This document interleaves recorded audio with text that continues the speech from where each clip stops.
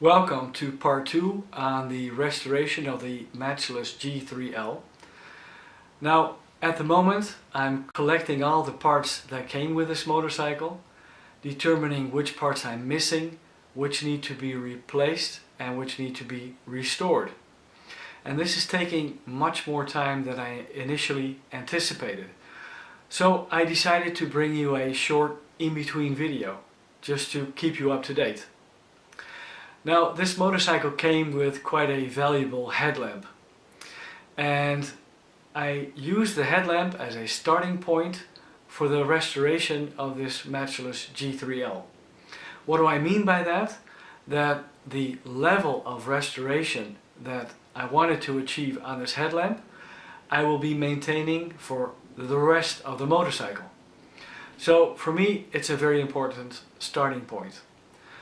What am I looking for with regards to an old motorcycle? 1, it needs to be reliable. 2, it needs to be safe. And from a cosmetic condition point of view, I'm not looking for a 100% restored motorcycle that you can put back into a showroom and sell as a new motorcycle again. I don't mind if you see that it has some age to it and that it's been used. So again, this headlamp restoration for me is the starting point, and it will show you the level of restoration I want to achieve for the whole motorcycle. Right, so let me show you the before photos and the after photos of the headlamp and some information in between. Again, just to keep you up to date, and I hope to bring you a longer video next time. Thanks again for watching.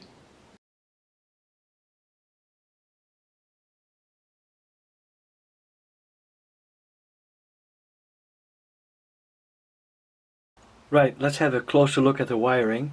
Some of the wiring in this headlamp need to be replaced. As you can see here, the insulation is broken in different places, so this really needs to be replaced. First thing I did was find the similar wire. And what do I mean by that?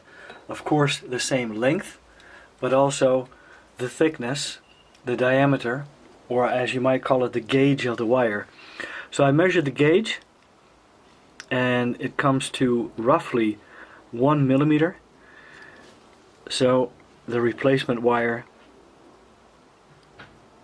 of course, is also going to be 1 millimeter. It's slightly over 1 millimeter. Here we have a close-up shot of the new wire versus the old one, and you can see here very clearly how much the old one was damaged. Now, I did keep the same ring. I reused it, and you know, they cost almost nothing to buy new, but I don't have them in stock at the moment, and so I reused the ring. It was still fine. Now, because I'm using the old connector, I decided to take a little bit of sandpaper to clean it off, just to make sure we have a good connection.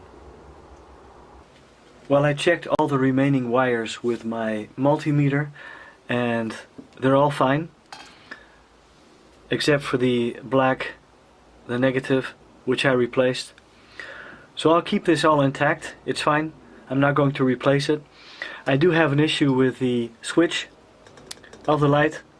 I have the mechanism, but I'm missing the cover and probably a few other things, so I'm going to need to look around for a new light switch. But besides that, I did clean up some parts. I'm going to put it all back together again. Luckily, I made enough photos so I know exactly how it fits back together. Don't forget to put back the insulator ring